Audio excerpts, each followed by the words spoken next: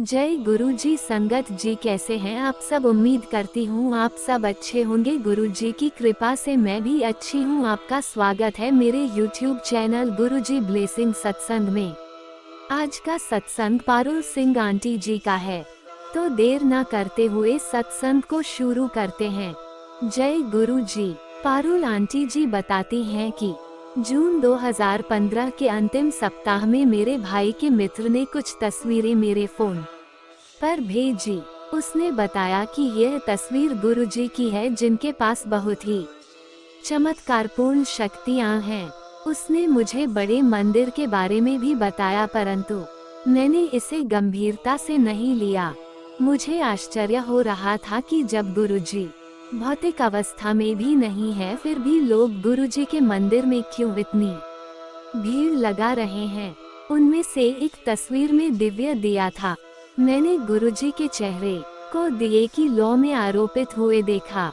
मैंने इस पर विश्वास नहीं किया। मैंने अपने मित्र को बताया कि यह तस्वीर कृत्रिम रूप से निर्मित है। मैंने अपने मित्र को बताया कि तस्वीर को आसानी से संशोधित किया जा सकता है। बड़े मंदिर के दर्शन करने के पश्चात मेरे मन में गुरुजी की स्थायी छाप पड़ गई।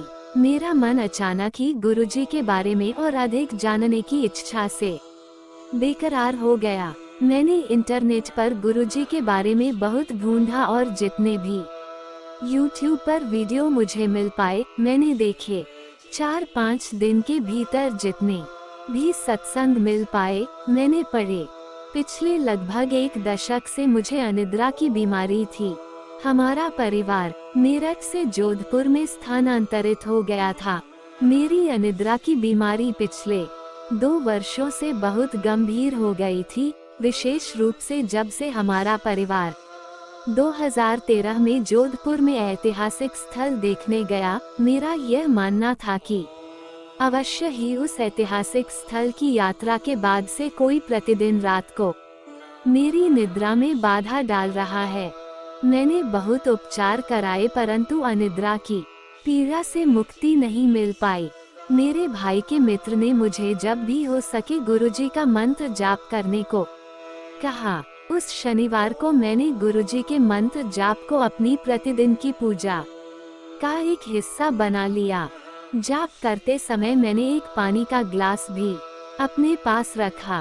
प्रार्थना के पश्चात मैंने वह ग्लास वाला पानी अपनी रसोई में पीने वाले पानी में मिला दिया।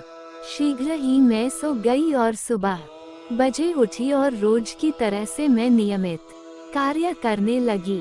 काम समाप्त करने के बाद अचानक ही मुझे रोने की इच्छा हुई।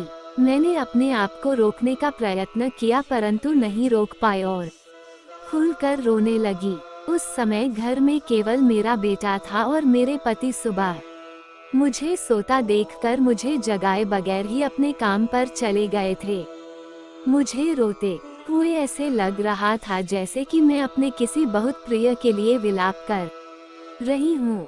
दोपहर में मेरे पति वापस आए और हमने मिलकर दोपहर का भोजन किया। उसके बाद मैं फिर से रोने लगी। मेरे पति ने मेरे रोने का कारण पूछा, लेकिन मेरे पास इसका कोई जवाब नहीं था। उसके पश्चात मैं फिर से सो गई और जब उठी तो अपने आप को बहुत ही हल्का और ताज़ा महसूस कर रही थी। यद्यपि मैं गुरुजी से न कभी भौतिक अवस्था में ही मिली हूँ और न ही मैं कभी बड़े मंदिर गई हूँ, परंतु आज मैं वास्तव में विश्वास से कह सकती हूँ कि गुरुजी ने ही मुझे अनिद्रा की गंभीर बीमारी के चंगुल से बचाया है। गुरुजी ने मेरा उपचार कर दिया है और मेरा जीवन सामान्य हो गया है। वास्तव में मैं अनिद्रा की बीमारी के अलग अलग स्तर से पिछले 1 दशक से पीड़ित रही हूँ। मैं रात्रि को नहीं सो पाती थी और दिन में भी नींद नहीं आती थी। कई बार मुझे नींद की गोलियां लेनी पड़ती थीं। अब ये सब अतीत की बातें हैं। अब तो गुरुजी के शब्द ही मेरे लिए ट्रांकलाइजर नींद की गोलियों का काम करते हैं और मैं अक्सर पूरे शब्द सुने बगैर ही सो जाती हूँ। मुझे बहुत ही गहरी निद्रा आती है और किसी भी तरह का बुरा स्वप्न नहीं आता। मैं गुरुजी के प्रिय भक्तों के आगे नमन करती हूँ। गुरुजी की शक्ति की प्रेरणा ही है कि मैं इस सत्संग को आप सब संगत के साथ शेयर कर पा रही हूँ। मैं तो एक नम नाशवान प्राणी हूँ जो गुरुजी की महिमा का व्याख्यान नहीं कर सकती, परंतु एक भक्त के रूप में मुझे गुरुजी के सत्संग को अवश्य शेयर करना चाहिए। केवल गुरुजी के दिव्य आशीर्वाद के कारण ही मैं आज प्रसन्न और मस्त हूँ। गुरुजी, आपका धन्यवाद। संगत जी, सत्संग को पूरा सुनने के लिए आपका बहुत बहुत धन्यवाद। ऐसे ही सत्संग सुनने के लिए चैनल को लाइक करें, सब्सक्राइब करें और शेयर करें। धन्यवाद। जय गुरुजी। संगत जी, शुक्राना गुरुजी।